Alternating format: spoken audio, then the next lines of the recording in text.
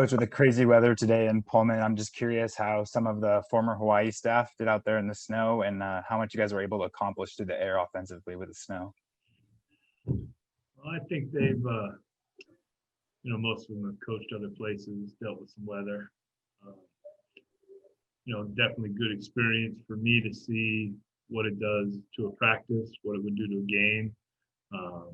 Really found, that the players didn't flinch, and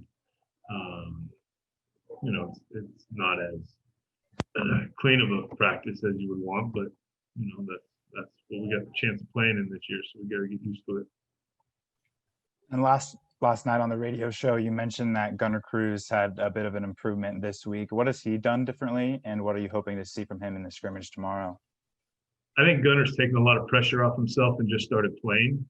I think he's finding his way in the offense. I think that was, I think he's just taking a deep breath and just playing the game, playing the position. And he's playing better. So I was happy for him. We had a nice talk after the last scrimmage. And I think he's just playing one play at a time. And last Saturday's scrimmage, we saw a lot of new faces and a distribution of reps. Is it going to be some of the same nature tomorrow, or is there going to be a little bit of a narrow focus on the depth chart?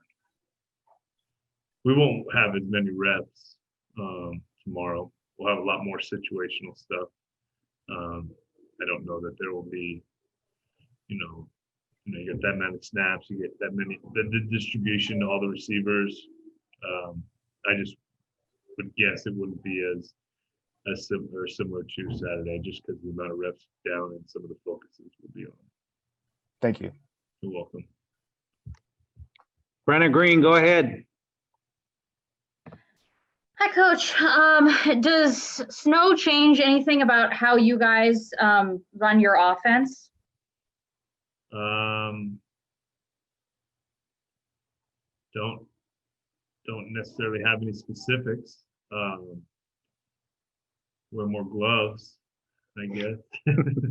But no, we try to get where, you got to see how it affects the timing in the pass game, depending how people want to play us. It could, if it takes longer to develop, it could take a little bit more in the pass pro game. So we got to take that into consideration.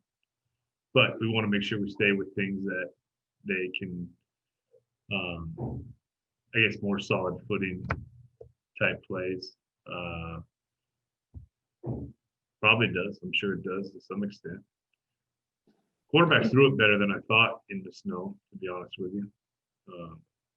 And we just got to concentrate catching the ball because, it gets wet and cold, and there just needs to be a focus on it.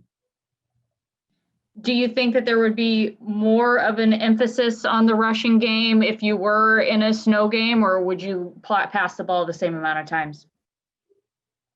Oh, I don't know. I think it would just depend how effective we were being throwing the ball.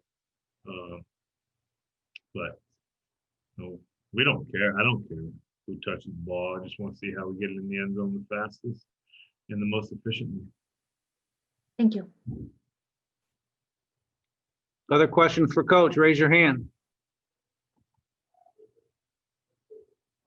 Theo, go ahead. I know Joey Hobart hasn't been wearing gloves in practice. Did he finally have to kind of put on some gloves today with the weather, or did he? He did not. Did not. He did not. But some of the equipment guys think that's the best thing. They've been around a while. Milton JP think that might be the best thing for snow is no gloves. I don't know. How many players have you had that haven't worn gloves, especially at the receiver position? Where not very many. Not very many. But yeah, he came in that way. I think he just, he makes more one-handed catches than I've ever seen. So it must be working for him. Was today Jaden's first time playing in snow or seeing snow maybe, or did you talk to him at all about that? I talked to some of the other Hawaii kids that came on the team. It was their first time practicing in snow. I'm sure it was his first time practicing in snow. I didn't have that conversation with him. But there's some guys. Paul Lely coming from Samoa. I don't think he's seen snow, so I think it was a good experience for everyone that hasn't experienced snow. You guys released the 17 players who are on the leadership council today. Can you kind of give some examples of what that group has already done since you kind of named those guys, and anything specific that they've done to kind of make decisions or kind of help the team out already? So much is disjointed because of COVID, the testing, the meals. What I ask of them is I just want them to be a conduit to the rest of the team. If there are things that we can improve easily, something like, Liam feels comfortable enough. Hey, can we do this with the meals? And I think this would be better for the guys. It's an easy change. We can do that. So it's giving them a voice, giving them the ability to,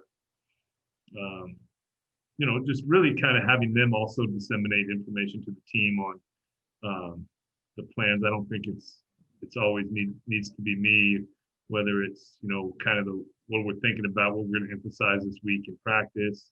Or, hey guys, I know this is the second week of training camp. It's going to be tough. It's going to be probably the hardest week of physicality. Just make sure to keep everybody else dialed in. We got to go through this phase and get ready to play. Things like that.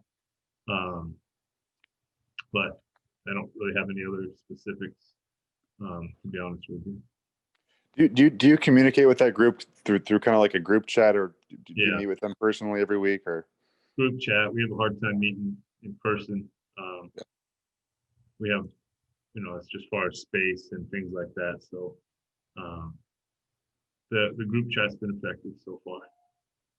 Or I'll catch them after practice, when I can get them all on the field.